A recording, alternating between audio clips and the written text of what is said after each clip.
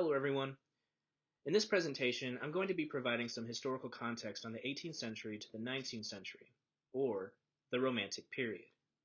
Specifically, I will be focusing on the poets Anne Finch, Lord Byron, and John Keats. So let's get started. First, for the historical context, I'd like to start to say that the 18th century is a century of revolutions. During this time period, the Industrial Revolution, which was a movement away from the agricultural-based society to an industrial one, sparked rapid changes in people's lives. Now, the Industrial Revolution is something that we are still experiencing to this day as we continue to experience rapid advances in technology.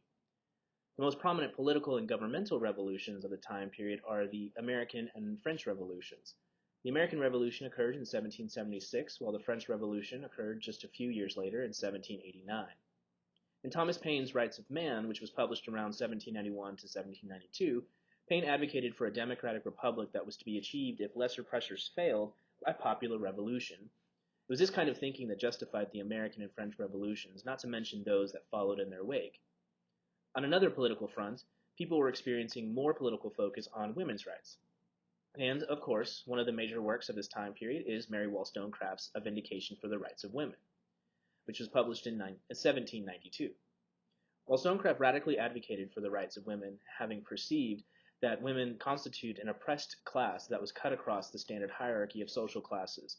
She shows that women, because they are denied their rights as human beings, have been forced to seek their ends by means of coquetry and cunning, the weapons of the weak, and have demonstrated that it is contrary to reason to expect virtue from those who are not free.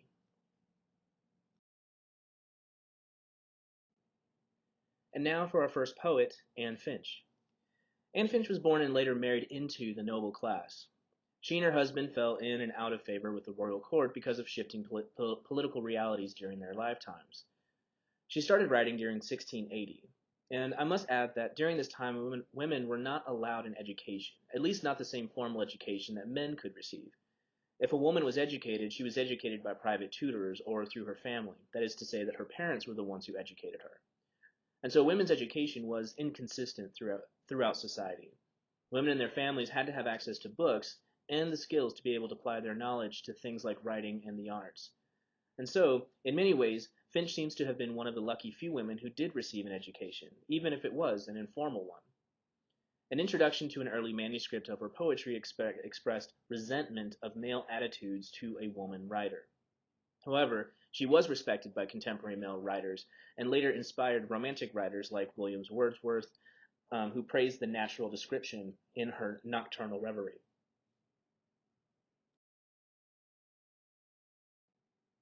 When reading Anne Finch's poetry, I suggest looking for the following themes.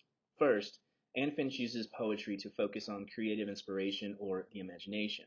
As far as subjects in the poems that we're going to read, Finch illustrates what it's like for women writers working in an art dominated by male voices and critics. The nightingale, an ancient Greek symbol of artistic inspiration through pain, is one of her vehicles for illustrating the pressures that women writers face. Furthermore, Finch turns to nature and the night as particularly feminine sources of inspiration. Late in the 18th century, we started to see a new movement in poetic and artistic writing that scholars call the Romantic period, and it lasts between 1785 to 1832. Romantic poets largely responded to social and economic changes by looking to and echoing the past. Imagining the songs a bard might have sung in long ago times made it easier to conceive an alternative to the mundane language of modernity. They looked at the literary past for inspiration and believed that passionate impulses should govern poetic creation. The immediate act of composition must be spontaneous, impulsive, artless, and free from rules. This meant that a lot of Romantic poetry seems to convey the immediacy of emotion and the passions. Indeed, so many of the poets from the Romantic period seem to have been written from extreme passions, such as extreme love and extreme hate. Additionally, the poems themselves were meant to appear spontaneous. However, we should not confuse that with artlessness. These poems were constructed with care and precision. Individualism and alienation were also sources of inspiration during the Romantic period. The epoch of free enterprise, imperial expansion, and boundless revolutionary hope was also an epoch of individualism in which philosophers and poets alike put an extraordinarily high estimate on human potentialities. The period redefined heroism and made a ceaseless striving for the unattainable its crucial element. George Gordon, otherwise known by his hereditary title, Lord Byron, is one of the most influential of the Romantic poets. The effects of his style and tone can still be felt today. Every brooding, intelligent, male loner in today's literature can be traced back to Lord Byron's creation, the Byronic hero. In short, the Byronic hero is an alien, mysterious, and gloomy spirit, superior in his passions and powers to the common run of humanity, who he regards with disdain. He harbors the torturing memory of an enormous, nameless guilt that drives him toward an inevitable doom. And he exerts an attraction to other characters that is the more compelling because it involves their terror at his obliviousness to ordinary human concerns and values. When reading Byron's poetry, do not confuse the writer with the persona he adopts in his poems. Like the rapper Eminem, Byron adopts personas, and some of them are not anything like the poet himself. Nevertheless, the rebellious streak that ruffled the feathers of respectable English society was present in Lord Byron's life. For instance, Byron fell in love with at least two of his cousins, and, according to most scholars, he entertained romantic liaisons with both men and women. Therefore, do not assume that Byron shares the same moral values as the rest of English society when you read his poetry. The picture he paints in his poetry is critical of the society as an oppressive force.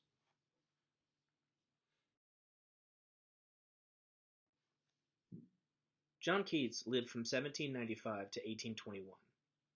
His father was a head stableman and inherited a business from his wife's father. He had an affectionate, yet negligent mother, and it's potentially this relationship that inspired his representation of women in his poetry. Although he was inspired by poetry early in life, he was pressured into taking up medical studies by his guardian. Nevertheless, in 1815 he quit his studies for poetry. According to the introduction I provided, under the richly sensuous surface, we find Keats's characteristic presentation of all experience as a tangle of inseparable but irreconcilable opposites. He finds melancholy in delight and pleasure in pain.